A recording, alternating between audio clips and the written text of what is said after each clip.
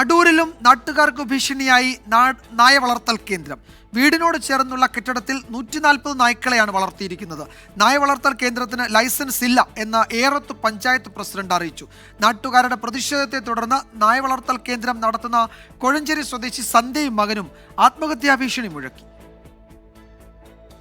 അടൂർ അന്തിച്ചിറയിൽ 2 വീടുകൾ വാടകയ്ക്കെടുത്താണ് കോഴഞ്ചേരി സ്വദേശിയായ സന്ധ്യയും മകനും നായ്ക്കളെ വളർത്തുന്നത്.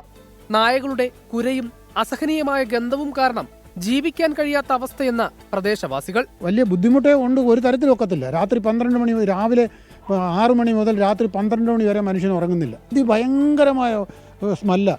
പല പ്രാവശ്യം പഞ്ചായത്ത് നമ്മൾ ആവശ്യപ്പെട്ടിട്ടുള്ള കാര്യം. പഞ്ചായത്തിന്റെയോ മറ്റു വകുപ്പുകളുടെയോ അനുമതിയില്ലാതെയാണ് നായ വളർത്തൽ കേന്ദ്രം പ്രവർത്തിക്കുന്നതെന്ന് ഏറാത്ത് പഞ്ചായത്ത് പ്രസിഡന്റ് രാജേഷ്. പഞ്ചായത്ത് ലൈസൻസ് ഇല്ല, ചട്ടവിരുദ്ധമാണ്. ഈ മാസം 20-ാം തീയതിക്കുള്ളിൽ ഇവിടുന്ന് മാറിത്തരാമെന്ന് അദ്ദേഹം സമ്മതിച്ചിട്ടുണ്ട്. ഇതിനിടയിൽ ഇപ്പോൾ വേണമെങ്കിൽ ലൈസൻസ് എടുക്കാമെന്ന് പറഞ്ഞ് പഞ്ചായത്ത് പ്രസിഡന്റും വീട്ടുടമയുടെ മകനും തമ്മിൽ വാക്കുതർക്കമുണ്ടായി.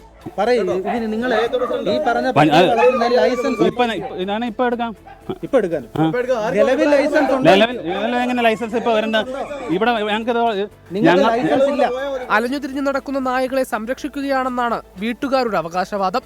പ്രതിഷേധവുമായി നാട്ടുകാർ നായ വളർത്തൽ കേന്ദ്രത്തിന് മുന്നിൽ തടിച്ചുകൂടിയതോടെ സന്ധ്യയും മകനും ആത്മഹത്യാ ഭീഷണി മുഴക്കി.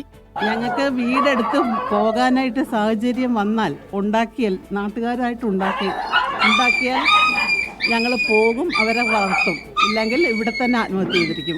അടിയന്തരമായി പട്ടി വളർത്തൽ കേന്ദ്രം ഇവിടെ നിന്ന് മാറ്റണമെന്നാണ് നാട്ടുകാരുടെ ആവശ്യം. പഞ്ചായത്ത് ഉൾപ്പെടെ നോട്ടീസ് നൽകുകയും ചെയ്തു. എന്നാൽ വീട്ടുടമ ഇവിടുന്ന് മാറാൻ തയ്യാറാണെന്നും അതിനുള്ള സമയം തങ്ങൾക്ക് അനുവദിക്കണമെന്നുമാണ് പറയുന്നത്. ക്യാമറമാൻ സഞ്ജയ് ഇക്ബാലിനൊപ്പം എ വി ജയശങ്കർ, 24 പത്തനംതിട്ട.